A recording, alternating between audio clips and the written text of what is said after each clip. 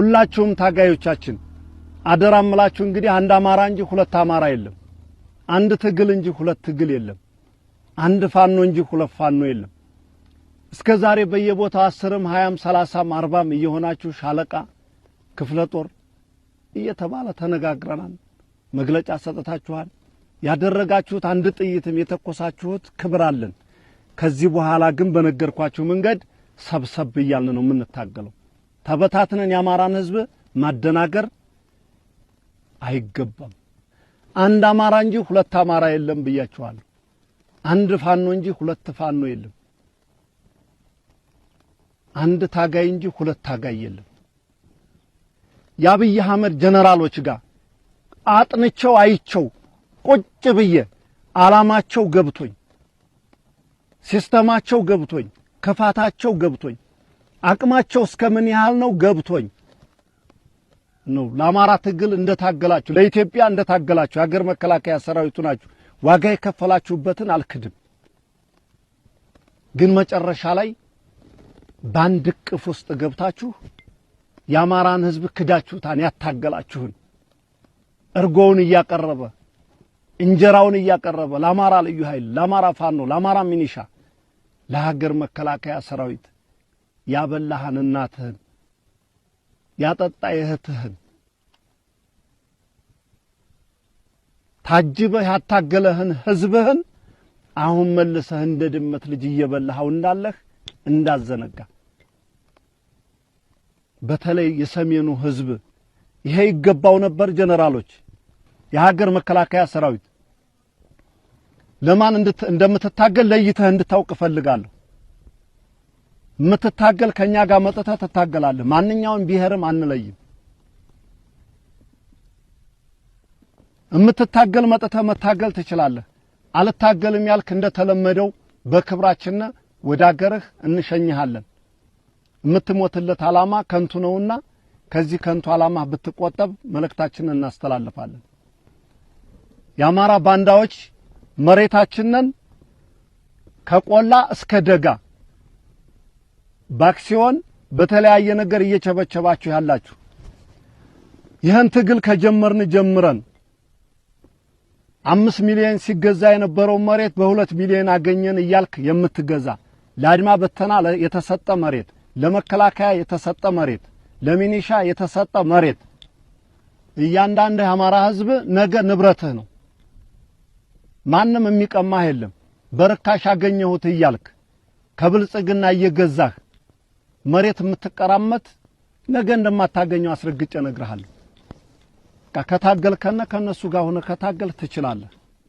እኛን ከሰማህ ግን መሬትህ ነው። ለአብይ አህመድ ለሚጨፈጭፈን እነ ደሴ እነ ኮምበልሻ እነ ወልዲያ እነ ቆቦ እነ መርሳ እነ ሐራ በሌላው አካባቢ በሌላው ክልል ያሉት ሌላው ጓዶች ሊገልጹት ይችላሉ። በእነዚህ ከተሞች መሬትን ያላግባብ እየገዛችሁ ከብልጽግና እየገዛችሁ ይሄን ጦርነት ከጀመርነው ወዲህ እዛ በፊት ህጋዊ የሆነልህን ትክክለኛ እያጣራህ መግዛት መኖር ትችላለህ። እዛ ውጭ የምትቀራመቱት መሬት ግን እመነኝ የናንተ እንዳልሆነ አስረግጣችሁ ወቁት። ይሄ መልእክታችን ነው ማለት ነው። ከዚህ በመቀጠል ለአዲስ አበባ ህዝብ መልእክታችን አለን። ያው የአዲስ አበባ ህዝብ ያለህበት ደረጃ ይታወቃል። እኛ እንመጣለን፣ አሁን እንመጣለን። መቼ ነው እንመጣው? እግዚአብሔር ያዘውለት የፈረዳት ጊዜ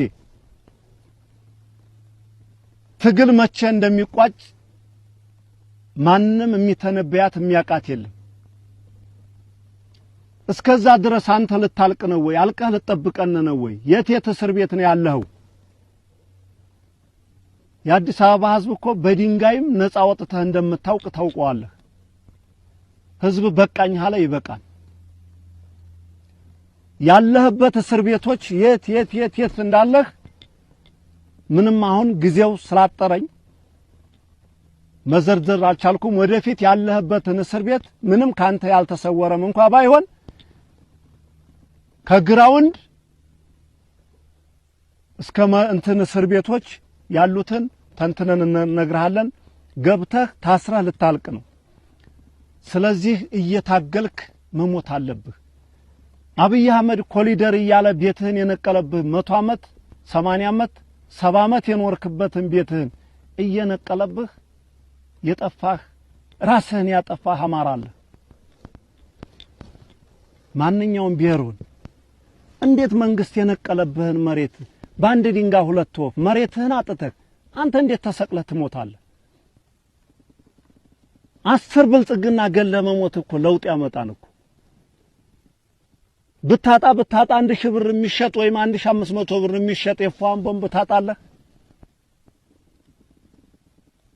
ኢትዮጵያዊ እኮ ሲናደድ ገሎ ነው እንጂ የሚሞተው እንደሌላው ማንኛውም ዜጋ ታንቆ ወይም ራሱን ኤሌክትሪክ ይዞ አይሞትም።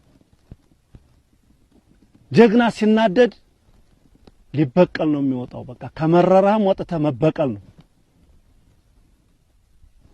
በቀል ስለ ማን ነው ያፈረሰብህን አፍራሽህን?